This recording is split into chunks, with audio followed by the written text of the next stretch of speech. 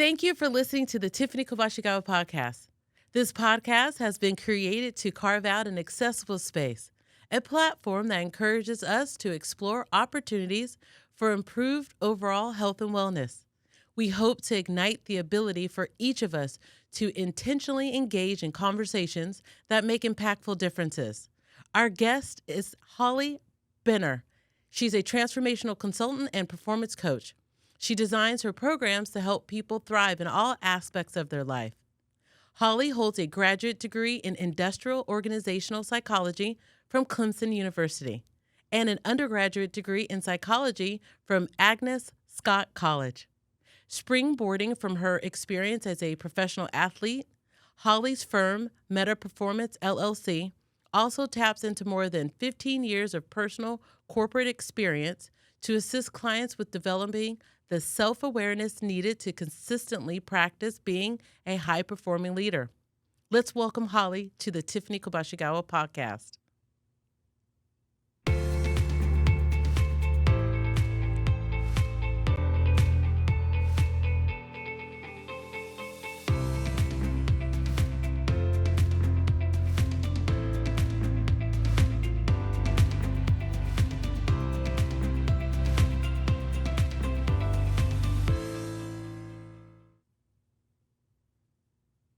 Hi, Holly. Thank you so much for being with us on the podcast today. I'm glad to be here. Thanks for having me. Of course, we're happy you're here. So I am so curious about your work as a high performance coach and the unique approach that you take to coaching, and we'll get into that. However, I'd like to maybe start with getting to know you, where you're from, how what's your background and all that. Can we start there? Is that okay? Sounds great. Okay. Yeah, Okay. can dive in.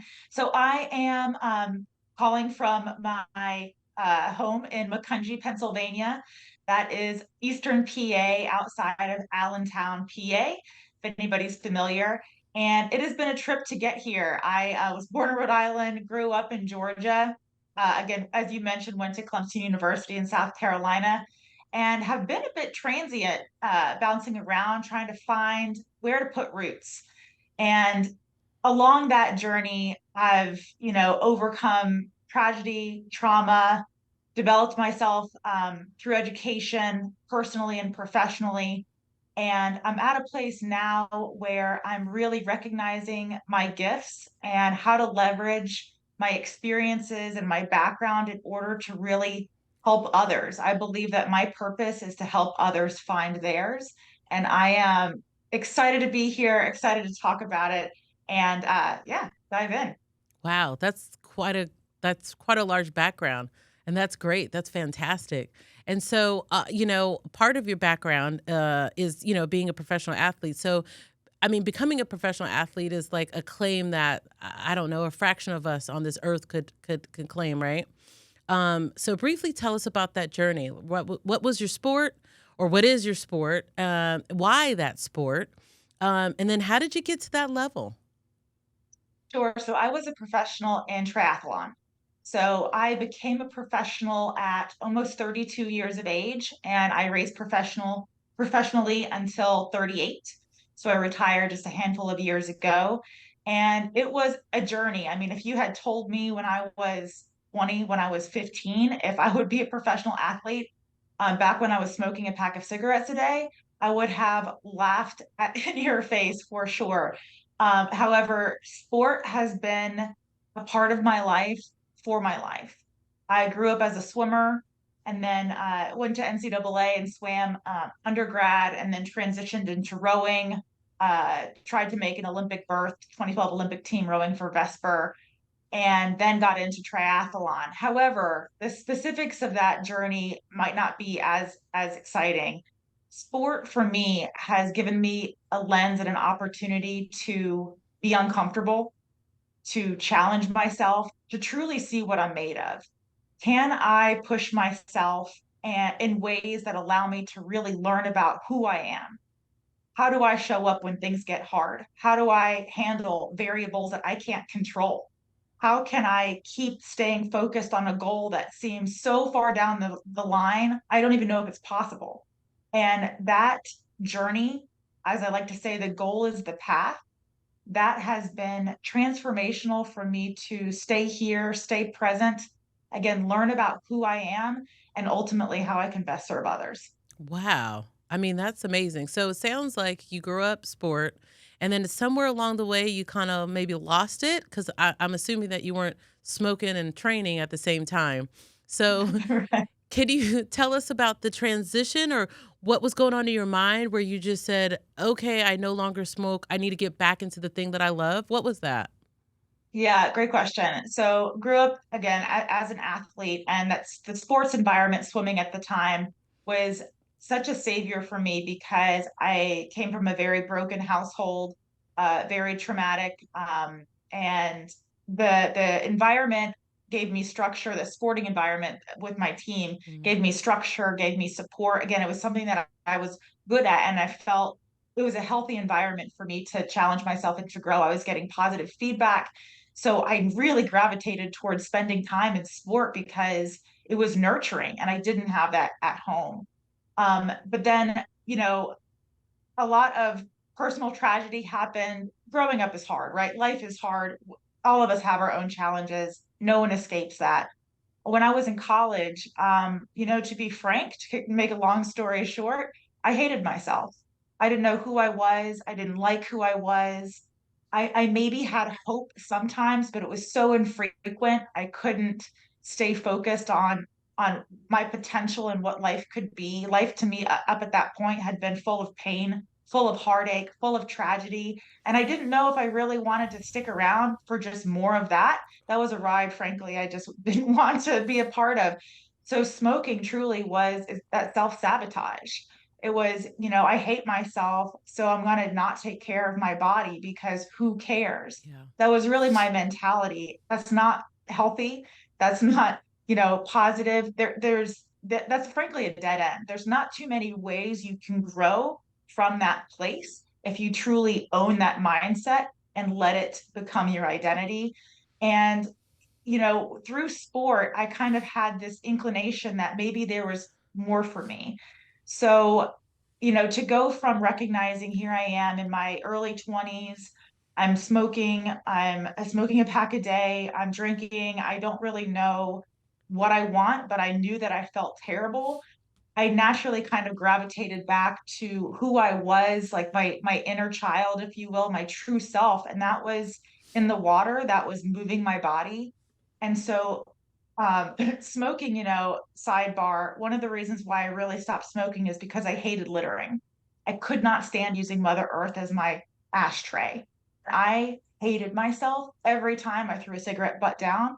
So I really kind of use that as a catalyst to get more activity in my life and use the earth as an ashtray less and less. Yeah. And by really leaning into sport, I was able to start to cultivate a sense of who I was.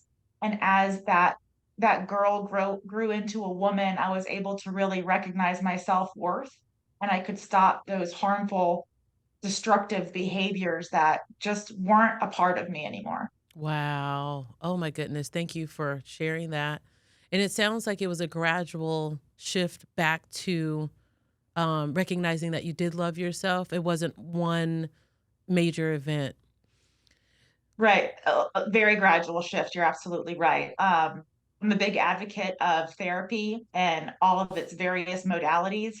And it's not a weakness to ask for help. Again, life is difficult. We all have our unique challenges. And sometimes working with anybody else, any kind of therapeutic modality, have it be a mentor, a therapist, a coach, can be really instrumental to helping give perspective that's really needed as we figure this life thing out Yeah. and we try to, find the fulfillment that we ultimately need to be the best versions of ourselves. Ah, I agree. I wholeheartedly agree.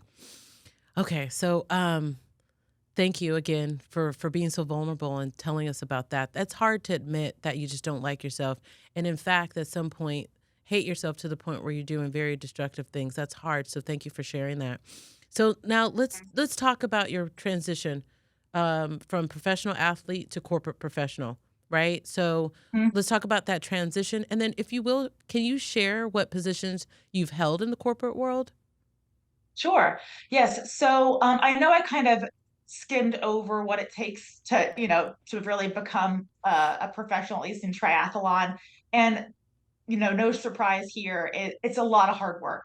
It's being willing to show up, being disciplined, not waiting on motivation, but being disciplined to go after your goals.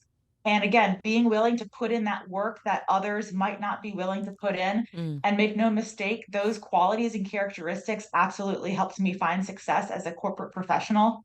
And, these are two aspects of myself that I maintain. So I really started my professional journey, as I mentioned. I turned professional in my early 30s.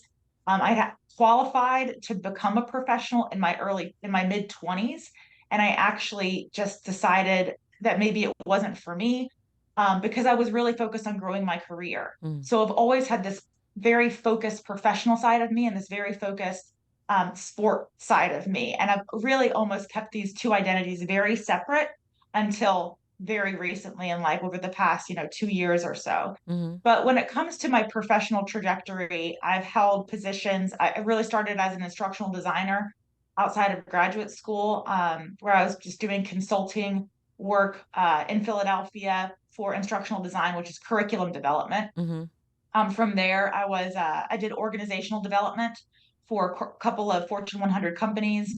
I also worked for a government contractor, and I did secret and non-secret government work. I've worked with the Navy Oh, for wow. about 8 years in total. Wow. Really love the work that I did there. I did a lot of surface warfare training and operations.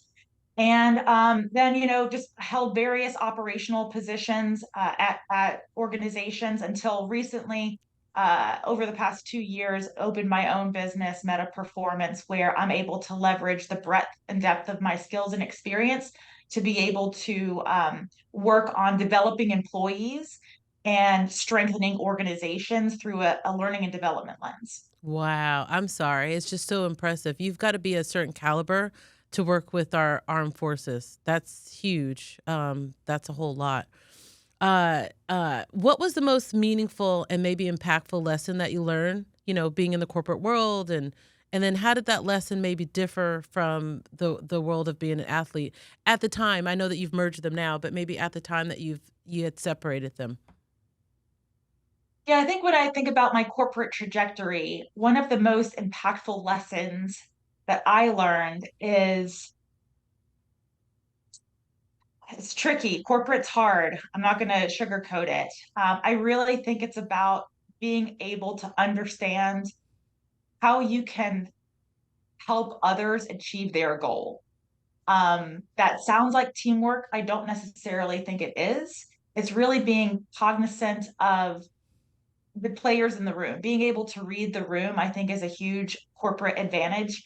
And again, I had mentioned attention to detail, working really hard, being disciplined over motivation. Of course, those are skill sets that helps me find success in my corporate career. Being able to ask the questions that aren't asked, being able to listen to what is said and what is not said, being able to be focused on the attention to detail so that you're not asked repeatedly to do the same thing. Those are advantages. And ultimately, it's about managing relationships and understanding what other people need in order for their needs for them to be fulfilled, for them to reach their goals. If you can be a team player and really help accelerate a mission and drive efficiency, I think that you're going to be well off in many corporate situations. And from an athlete standpoint, important lessons. I mean, again, that attention to detail, being able to work hard, being able to be disciplined when maybe you don't want to, when the motivation is low, but you're going to Mhm. show up anyways because it's what you've committed to do. Yeah. There's a reason why sports analogies work with business aspects or business concepts so well. Mhm. And it's because the environment is very similar. The concepts really resonate. And that's why I think it's such a powerful example. You just described something that I never put in perspective this way before. So, when you were talking about corporate, it's finding the hole and filling the hole. figuring out what other Mm, people need and then helping them with that, right? And then making them mm, feel good about it along the way, right? It doesn't help if you have people mm, around who make you feel good and motivate you. But it sounds yeah. like as an athlete, you kind of have to do that yourself. You have to have that internal locus. You have to have that internal focus. You've got to have that self, like you said, that self motivation and that self discipline. And so what it sounds like you did is you took all the things that you were doing for yourself and then applied it to the corporate world, doing it for other people. Would that be a fair assessment of what I heard you say? I think that's very fair, yeah, and it's making me reflect on the qualities that I think have led me to entrepreneurship. Being able to be self-resilient and self-reliant, um, being able to find the solutions for yourself. I mean, that's a, quintessential skill to successful entrepreneurship. Right. And then in the corporate world, you're doing that for other people. So it's really of Mhm. being of service to other people. That's great. Percent. I never thought of it in that way. That it's a polar opposite, but it's exactly the same, right? Right. Mhm. Wow, that's great. So let's talk about your transition into performance coaching, right? So at what point did you realize that helping others harness their highest potential was something that you were good at and then a business that you wanted to build? Yeah. So over time, over actually 12 years ago, when it comes to just the sporting, right, that behavior of being an athlete, individuals would approach me very organically. Hey, you've done that thing. I want to do that thing. You have experience. Can you Mhm. help me do that thing that you've done? Yeah. And sure, I love to help people, and I think again, sport is a great way to experience challenge and learn about yourself. So I over time, I just very naturally kind of coaching came to me. And as I grew my skills over time, putting in the sets of reps, so to speak, I recognized that I could enjoy a race, I could have success, but it didn't make me feel nearly as good as when I helped others achieve their own version of success. Mhm. When I knew I was helping somebody else make a memory or learn about themselves, when they started to prove themselves right, when they, ran a 5K and they never thought they could were be able to do that. And then their conception of what's possible for them totally changes. Mhm. It was such a beautiful experience to be able to guide people on this path of self-development that I really was getting hungry to reach people outside of just a sports context. Mhm. I felt like just working with athletes was very narrow.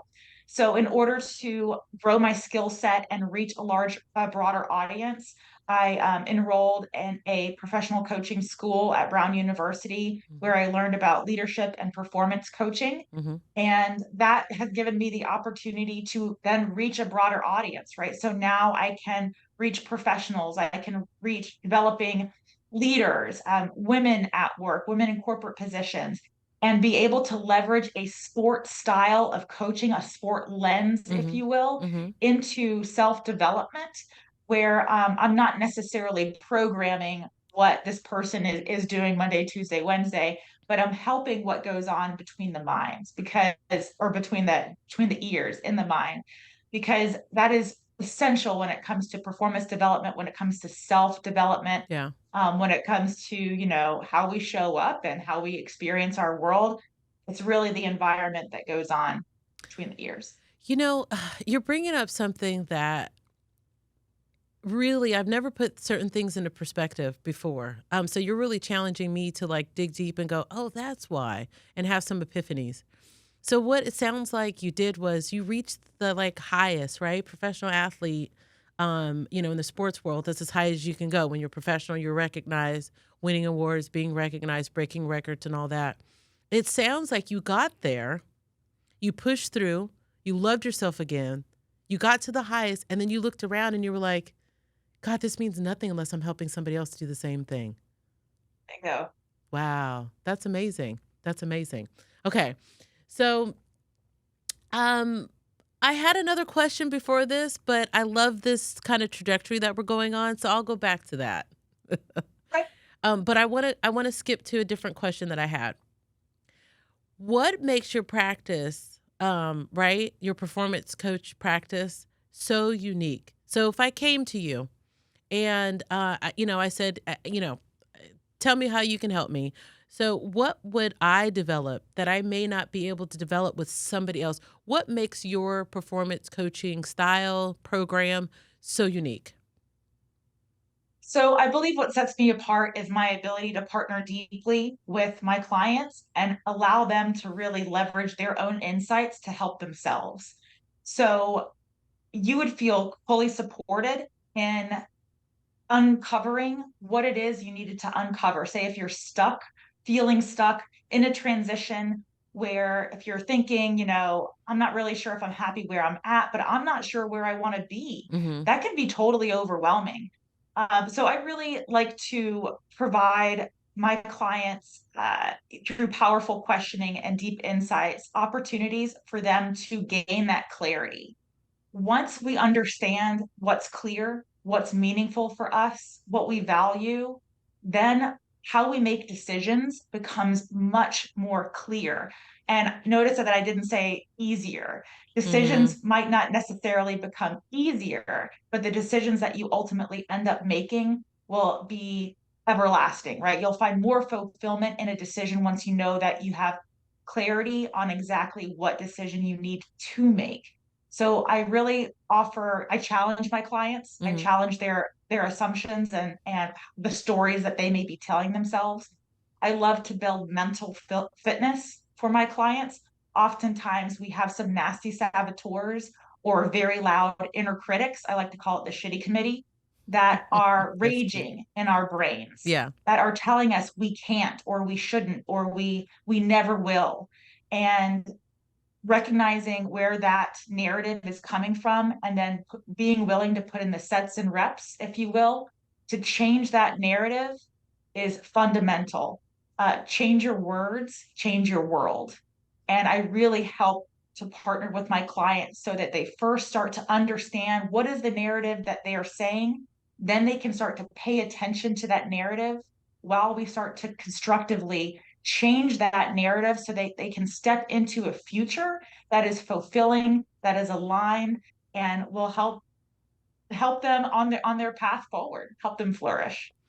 So, I think what you're saying is, you back up and you don't deal with maybe the issue, the problem, or whatever that thing that's right in front of them that they want to solve, right? I want to get a better Right. job. I want to be a better leader. Whatever that thing is, sounds like you take a step back and you help them figure out who they are and some sort of self awareness and change their Got it. mindset so that they're not asking about these specific questions, how to get a better job, how to be a better leader. Once they understand how they think and what their mindset and their values and align that, then they'll know what course to take for these other specific issues. So it sounds like you're not issue based, you're mindset based, so that they can figure those out themselves, so that they'll be empowered to figure out these day to day issues on their own. Absolutely right. Yes, a person-focused approach. Hmm. The symptom might be the job. The symptom might be, I'm feeling stuck. Hmm. And those are waypoints. Those are kind of signs or signals Hmm. that something's off, and we need to really kind of peel the onion layers back and go inward to really understand what's resonating. Okay, that makes sense to me. Um, so what are the reoccurring themes that you recognize among clients, right, who come seek your help? What do we need to start doing that you see? You're like, everybody needs to start doing this. 85% of my clients don't do this. I'm going to tell you if you do this, it'll help. And then what do we need to stop doing?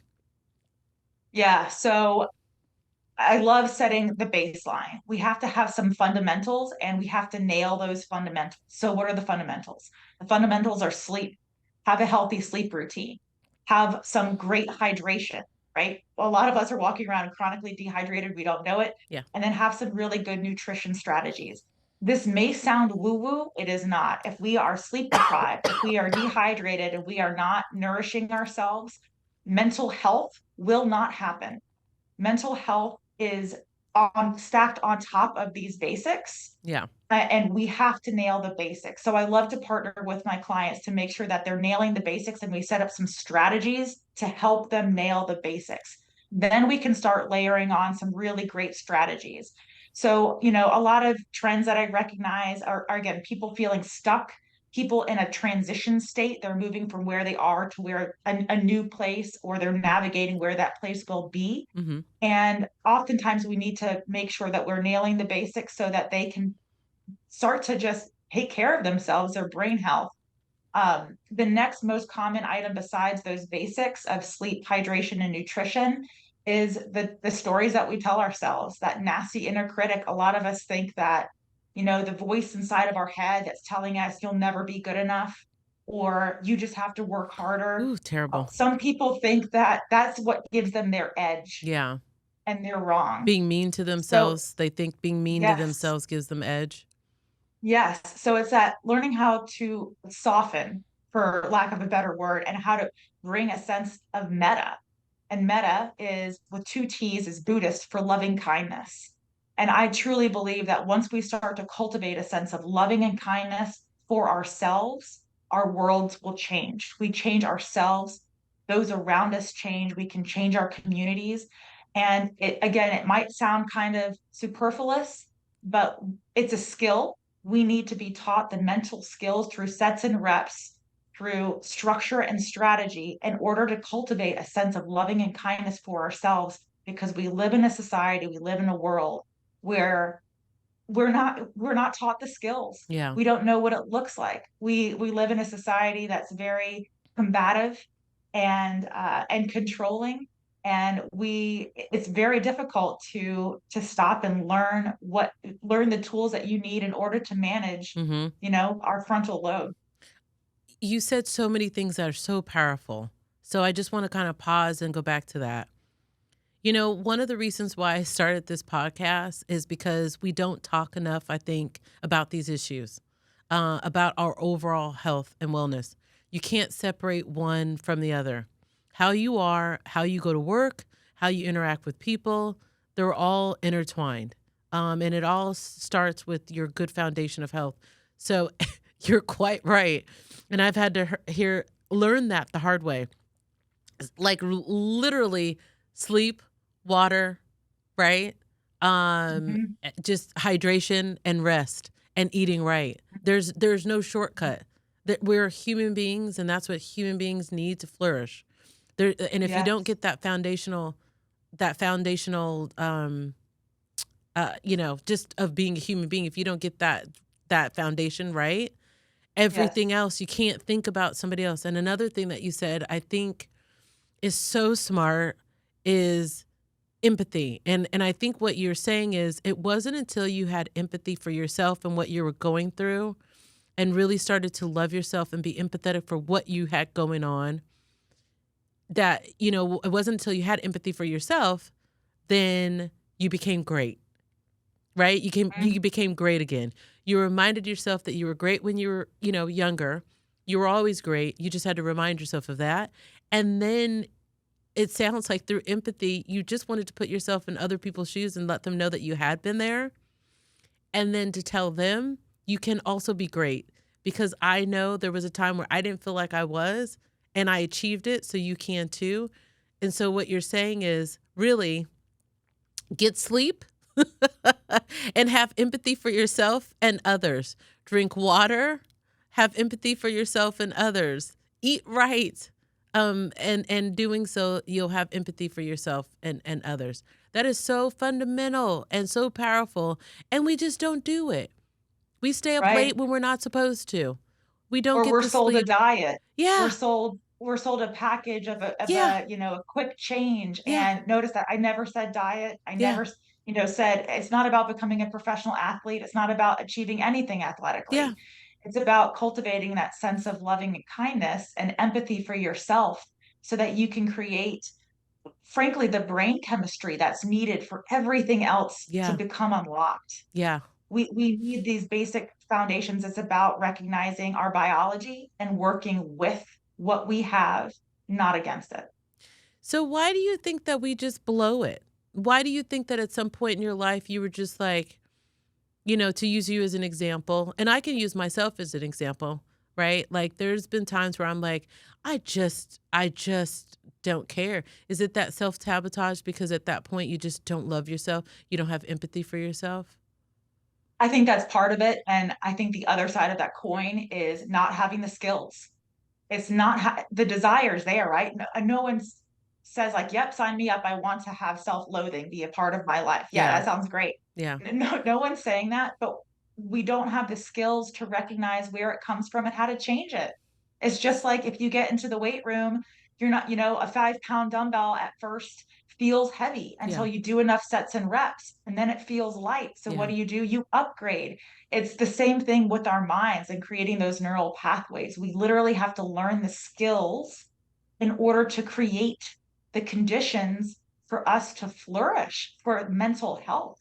So it's one that is empathy and cultivating that sense of loving kindness for yourself, and it's learning the skills to to maintain it and sustain it. Yeah. I love, and I've mentioned this before, and people watching the podcast are gonna go, "Oh, here she goes again." I love Dr. Mel Robbins. She's had a couple of guests on her podcast who've talked about, and one of them actually coined brain health. And so his practice, he doesn't say mental health. He literally says it's brain health, just like you would Love be that. heart health or anything else. So he's Yes. he's Yes. rephrased the conversation. And you're quite Beautiful. right. That's exactly what a couple of her guests have said, is that we have to get the brain healthy and like you said, do reps, and make it stronger. And then once you get to a certain level, you can push yourself and do more. Right. So I love that image that you've created for us to really remember and hold on to. Mhm. This is really powerful stuff. I hope people understand how powerful this is. So before we wrap up, two things. One, I want to know if you have any lessons or final lessons or nuggets of wisdom that you can leave us with, and then the very last thing is, how can we find you, right, to book you for a session? Yeah, so any less nuggets, as I said earlier, the path is the goal. We might be so attached to outcomes, right? The new job, certain salary, Yeah, car. yeah, It's really the path of development. That's where we find ourselves. And anybody who's struggling, again, it's a very American mindset to see it as a sign of weakness to reach out for help. mm, And I love to, again, bring this athletic lens into coaching and share the word compete, which we've heard of, right? We kind of have a sense that that means somebody wins, somebody comes out on top and yeah, beats everybody else. But the word compete is Latin for comptere, which means to strive together. And we literally become the best versions of ourselves when we work with somebody else, when we're in partnership. So it is not a deficit to reach out for help and to partner with somebody else if you're going through a hard time, if you're stuck, if you need some insight. It's a way, it's a superpower. It's a way to become the best version of yourself by working with somebody else. So I always challenge anybody that says, "Oh, yeah, I can do it on my own." Sure, you could. You can. But I would argue that you could go farther faster and probably enjoy the process a whole lot more if you partner with somebody in the process, such as a coach, such as a therapist, such as a mentor. So if this is resonating with you, reach out to somebody in your community or connect. And individuals can find me on my website, metaperformance.com, or Holly at metaperformance.com. I'm happy to talk the talk. Again, my purpose is to help other people find theirs. I'm passionate about this. I believe I was born to be a coach, and I'm happy to help anybody in that path. wow, that's great. Okay, so I just want to say metaperformance.com, and that's METTA Yes. performance.com. Well, thank you so much, Holly. I really Thank appreciate you you. being here and spreading wisdom, and just, thank you for being who you are and for encouraging and inspiring all of us to be the best that we can be. Absolutely. Thank you so much. I appreciate it. This has been a very special episode of the Tiffany Kobashigawa podcast. We hope we shared information that you will find helpful, encouraging, inspiring, useful, and interesting.